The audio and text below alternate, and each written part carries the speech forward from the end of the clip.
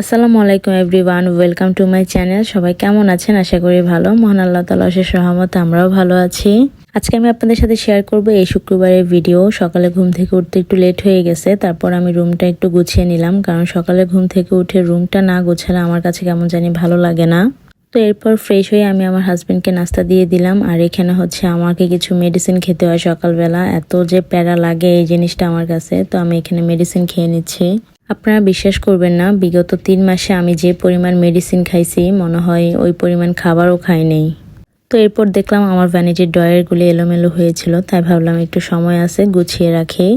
তো এখানে একটা একটা করে গোছাচ্ছিলাম, পাশের একটা গোছানো শেষ। তো গোছানো শেষ করে এরপর আমি গোসল করে নামাজ পড়ে নিলাম। তো এটা হচ্ছে দুপুরবেলার ভিডিও। আমার হাজবেন্ড নামাজ পড়ে আসছে, তো এখানে খাবার দিয়ে দিছে। এখানে আজকে আম্মু লাউয়ের ছোলা ভাজি করছে, সাথে ছিল কোরাল মাছ সিম দিয়ে। আর এখানে ছিল পাতলা ডাল, সালাদ আর গরুর মাংস। তো এখানে 2 ধরনের ভাত ছিল, একটা পোলাও ছিল আর একটা ছিল সাদা ভাত। তো আমি দুইটাই দিছি, যেটা আমার হাজবেন্ড খায় ওটা খাবে।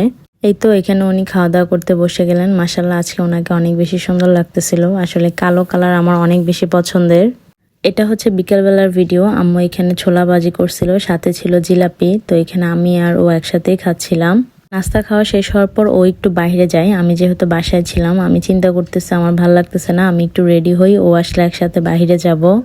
উনি বাইরে থাকা অবস্থায় আমি এবং আমার ছোট 2 বোন রেডি হয়ে গেলাম। উনি আসার পর অবাক হয়ে যায় যে আমরা কোথায় যাচ্ছি। তো আমরা বললাম যে একটু বাইরে যাব, বাসায় ভালো লাগতেছিল না।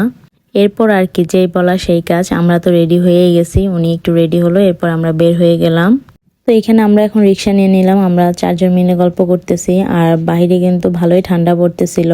আমার ইদানিং ভিডিওগুলো আপনাদের কেমন লাগে অবশ্যই কমেন্টস করে জানাবেন। আমি কিন্তু অনেক ব্যস্ত থাকার পরও আপনাদের সাথে ভিডিও শেয়ার করার চেষ্টা করি। তো আজকে আমরা যাচ্ছিলাম পল্লী বিদ্যুৎ একটা রেস্টুরেন্টে, যেটা হচ্ছে পিৎজা ক্লাব। তো অনেক দিন হয়েছে ওখানে যাওয়া হয় না, তাই ভাবলাম যে আজকে একটু যাই, ঘুরে আসি।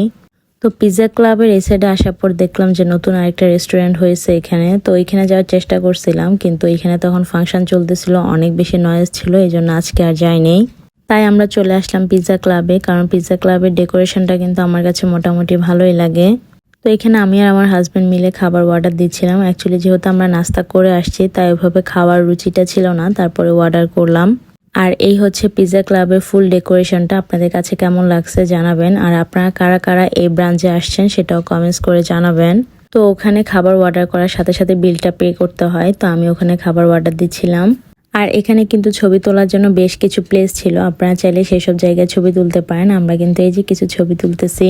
তো পিক তোলা শেষ করে আমি আর আমার হাজব্যান্ড এখানে বসে একটু গল্প করতেছিলাম, আর আমার বোনরা ওদিকে ছবি তুলতেছে। তো এর মধ্যে কিন্তু আমাদের খাবারগুলিও চলে আসে, আর খাবারগুলি দেখতেও অনেক বেশি ইয়াম্মি ছিল, আর খেতেও অনেক বেশি মজা হয়েছে।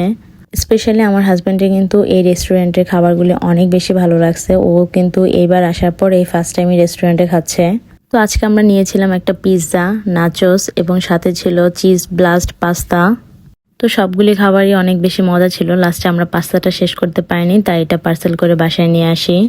তো খাওয়া দাওয়া শেষ করার পর আমরা এখানে বসে এমনি গল্প করতেছিলাম। তো এই ভিডিওটা আমার ছোট বোন করছে, একটা ক্যান্ডিড ভিডিও। ভিডিওটা অনেক বেশি সুন্দর হয়েছে মাশাআল্লাহ, এই জন্য অ্যাড করে দিলাম। যাই হোক, অবশেষে আমাদের খাওয়া দাওয়া শেষ, ছবি তোলা শেষ, আমরা বের হয়ে গেলাম। এখন বাসার দিকে চলে যাব।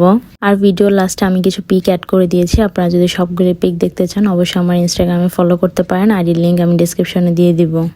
তো আজকের ভিডিওটা এই পর্যন্ত। ভিডিওটা কেমন হয়েছে অবশ্যই কমেন্টস করে জানাবেন। সবাই ভালো থাকবেন, সুস্থ থাকবেন, আমাদের জন্য দোয়া করবেন। আল্লাহ হাফেজ, আসসালামু আলাইকুম।